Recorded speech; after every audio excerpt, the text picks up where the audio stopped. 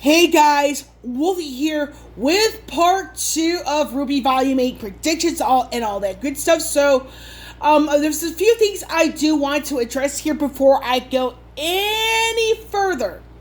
First and foremost, you see the brown boxes behind the book. It is with unfortunate news to some that I will be relocating in a couple of days. I was able to land a new roommate situation. And like I said, I am going to be moving. So if you're wondering why the box is in the background, I am actually moving. So I do want to get that out of the way right now.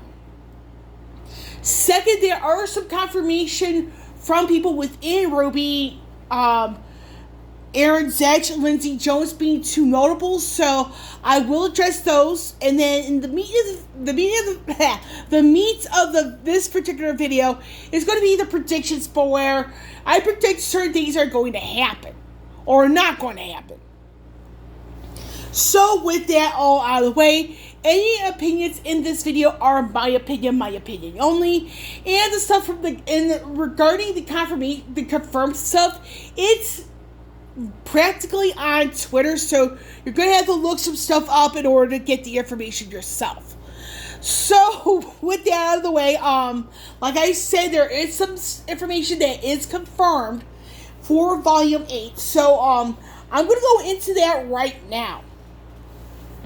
So, I might be pausing, and before I do, I might be pausing this video here or there, because I do need to get a drink of water to keep my vocals nice and prepped. So we're going to go into what is 100% confirmed for Volume 8. So we do know that the duration of the events in Volume 8 is going to span 1 to 2 days, meaning that there's going to be a constant switch of point of view. Now we do know that for a fact, and then another thing that I kind of noticed on the scene that was shown on Twitter, it involves a separation of Yang from the rest of Team RWBY. Now the way I know about this is that this particular scene, I'm going to describe it, is that Yang is with Oscar, Jean, and Ren. And they go into Pietro's spots where they notice these hover bike type of items. So there's only 3. And Oscar is riding with Yang on this one. So we do know there is a separation of at least Yang, Ren, and Jean from the remainder of the people on the plane. And we do know that based on the scene, Oscar survives. So we do know that based on that particular scene, we get a decent amount of information. Now the only thing here that I still don't get is that how do Jean, Yang, and Ren get separated from everybody else? So I do predict that at the very beginning of Volume 8, we're going to be seeing the plane gets destroyed. And unfortunately, this causes Jean, Yang, and Ren to get separated from the rest of the crew. In addition, those 3 get captured. Somehow they find Oscar and they break out. So that's pretty much the prediction right there. Now, another thing here is that this has been shown on both Twitter and Tumblr, is that there's a little line with like a little red marking. There's a little bit on the W, but also on the B. So, based on that image, and this is pretty much similar to what we've seen around Volume 5, where the line was going through the W alone. So we do know that there are going to be some pretty nasty injuries to both Weiss and Blake. Based on that still, but that remains to be seen. Now, with that, so that's on that. So, and I went into the predictions video inadvertently. So, with that bit out of the way, we do know that, and this is confirmed, that according to Lindsay Jones, who is RWBY's voice actress, and Aaron Zech, who is Blake's, they both have mentioned some stuff about the plot for Volume 8, which is confirmed by the Entertainment Weekly snippet. Meaning that there's going to be a lot of things that the audience will have to deal with. And with that, The Volume 8, there is potential info on what exactly happened this summer. This is based on late Volume 7, where the flashbacks causing Ruby to really lose a little bit of her sanity, that sort of thing. Meaning that Salem hinted at she knew about Summer, that sort of thing.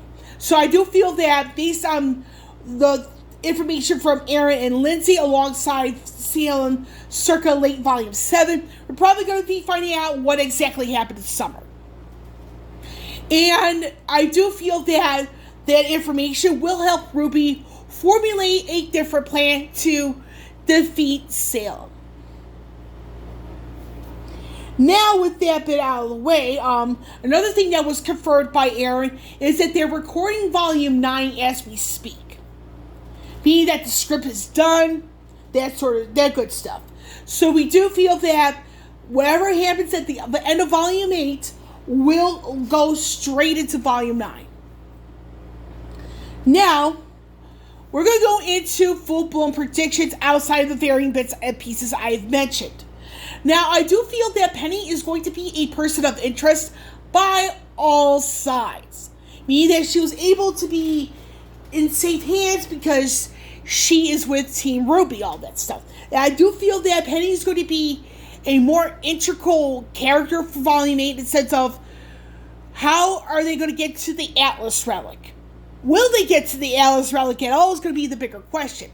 Because with Cinder and her quest for the power of all four maidens, this could be very interesting things. Now with General Ironwood, I do feel he's going to get badly exposed in Volume 8. And I do feel that Weiss is going to be an integral part of that reasoning why. Because she knows and remembers certain things from Volume 4, involving Ironwood, that created and pardon my language here, the clusterfuck that has been going on in Alice ever since. Meaning that we know in Volume 4 that Ironwood was the one who planned on his own about locking down Atlas. And we know that somehow, some way, Tyrion, Watts, and Cinder and Neo were able to get in on their own. But Team RWBY was given a much more difficult time. Now, we know that Weiss overheard Ironwood's plan. So will Weiss be the one who exposes this whole thing, the hypocrisy from Ironwood, meaning that Ironwood somehow let in Tyrion, Watts, Cinder, and Neo without much of a problem, if there was no problem at all. How are they able to get in, but not Team RWBY? So there's a bit of a hypocrisy on Ironwood that's going to get exposed in Volume 8, and Ironwood's probably going to be paying the price for this with his life. Which brings down the question of Atlas Academy. Who's going to take over when Ironwood dies? The most logical choice would be Winter Schnee, because the thing is, she's pretty much his second in command. Now, we do know that Winter is badly hurt. Will she be able to survive the injury she sustained and be able to take over Atlas Academy? So her fate's going to get revealed, and I feel she's going to survive.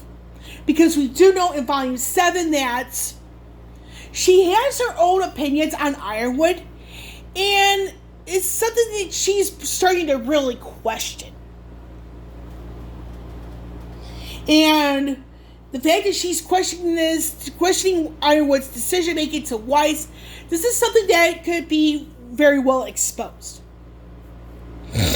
And the thing is, with Weiss, she's going to become a much more integral part for Volume 8 alongside Nora. So, if Winter survives, she's probably going to be taking over not only the Elysium military, but also the Atlas Academy. However, in a later volume, she's probably going to be overwhelmed by having too much on her plate and the open console seat. So I do feel that with Weiss, at the end of the show, whenever that is probably going to come back to Alice and help Winter in that regard. Get some of that off of her plate. Now, regarding the whole thing with the Schnees, the Schnee Dust Company is going to be another integral part here, because we do know that Jacques got arrested for varying items. It's a matter of who's going to take over the Schnee Dust Company, meaning that it could be Willow, and she could be working to restore the Schnee Dust Company to the way it was originally envisioned. However, we do know that Whitley is the current heir. So it's a matter of how are things in that regard going to play out. And I do feel that Willow is going to be a much more permanent part of the show going forward. And honestly, I think she's going to be working really hard to restore the Schnee Dust Company and the Schnee last name to better terms. And Whitley may not be liking it, but he's going to have to grin and bear it.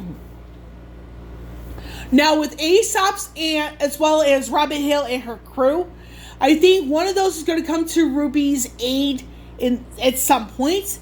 And I feel it's going to be Robin and her crew, because with Aesop's, I think there's going to be still be claiming their loyalty to Ironwood, although they may be a second source of aid to Ruby once they find out Ironwood's secrets.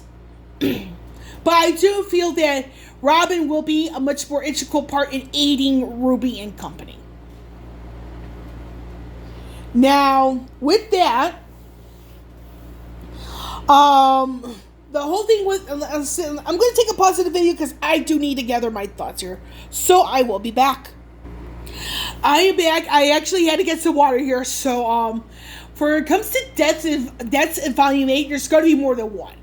So I do feel that somebody's going to be taking the death of Thor, the Norse god of thunder, and I've narrowed it down to Crow and Nora, because for the scene, the scene that's shown on Twitter, we don't see Nora at all.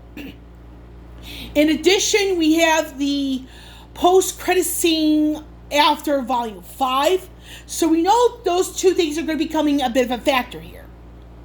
And I do feel that Nora is going to be taking the death that's where her character is based on, me, that she's going to get a poison, something filled with poison, most likely by Tyrion. She's going to pay the price, in the end, because honestly, the fact that she got more vocal in Volume 7, I think it's going to lead up to her death in Volume 8. And with Crow, I do think he's going to escape prison in Atlas, because we know that he is... Well, let me pause the video so I can get some water, so I'll be right back. I am back. So basically, with Crow, is that he's somehow going to escape Atlas prison altogether, because he can transform into a bird. He's going to somehow get himself back onto Patch, let Tai Yang know what's exactly going on. Now, this is in the event that Raven does not return. And if Raven does return, somehow Crow dies, Raven finds out, and I do feel that Raven's going to be the one relaying information to Tai Yang, not only regarding Crow, but also Yang and Ruby. So, this will depend on the whole thing with Raven. And I do feel she's going to return, relay a bunch of bad news. And this kind of puts Tai Yang out of a stupor and makes things right, in that regard. Now, the whole thing with Winter, she could be seen as a traitor. Meaning that if she lives and takes over Alice Academy, the Elysian military, whatever, will she be seen by certain people as a traitor, because she is the quote-unquote right-hand person for Ironwood, and that could play a role into her fate.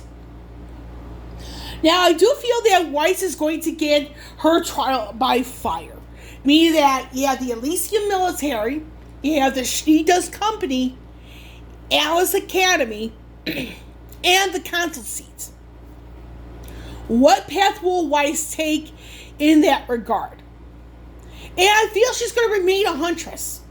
But, and this is the for now, so what she's going to choose in the sense of her path is for right now, remain a huntress with Team RWBY. And then after everything's all said and done in the show, she's probably going to come back to Alice and probably take the council seat, because she's better traveled, well versed on certain things, how certain things run, and help her make things a lot better, not only for the Schnee name, but also for the Schnee Dust Company. So I do see her future, her end, quote unquote, in a career of politics. Or even in law enforcement. But that's just me in a nutshell. Now, with that, I think I'm going to cut this a little bit short because I do have my notes here, and it's just a matter of, again, I am moving, but I do want to, make this video before I move. So, to do a quick recap, Volume 9 is being recorded, lines-wise, that is. We do know that the duration of Volume 8 is going to be 1 to 2 days, which means a constant shift in point of view. And we also know that Oscar survives, and as well as the fact that Yang, Jean, and Rem are separated from everybody else on that plane. Penny becomes a person of interest because the fact that she is the new Winter Maiden, and it's by at every side. Now, I feel that Robin and her crew will be the first ones helping RWBY out because, again, because with RWBY and her crew, they are vastly outnumbered.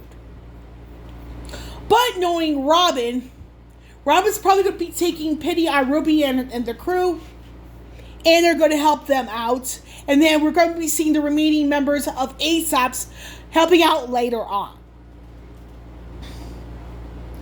Now, and when it comes to character deaths, I do feel the characters are going to die in some point in Volume 8. Tyrion, Watts, Nora, and Crow. We probably going to be seeing the return of Raven. Winter does survive. She's probably going to be seen as a traitor, rightfully so.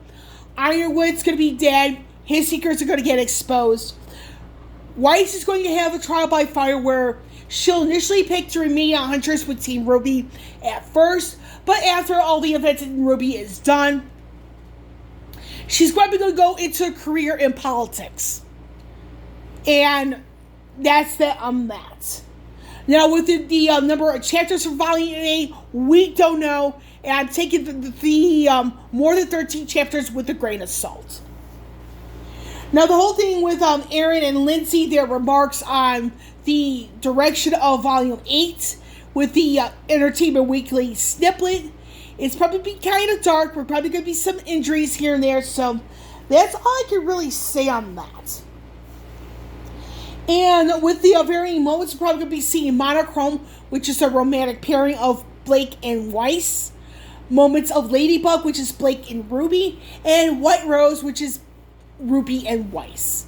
So, that's that on that. I'm going to get going because, like I said, I am moving. I don't want to keep this too long. So, with Wolvie here, signing off, I will catch you all on the flip side.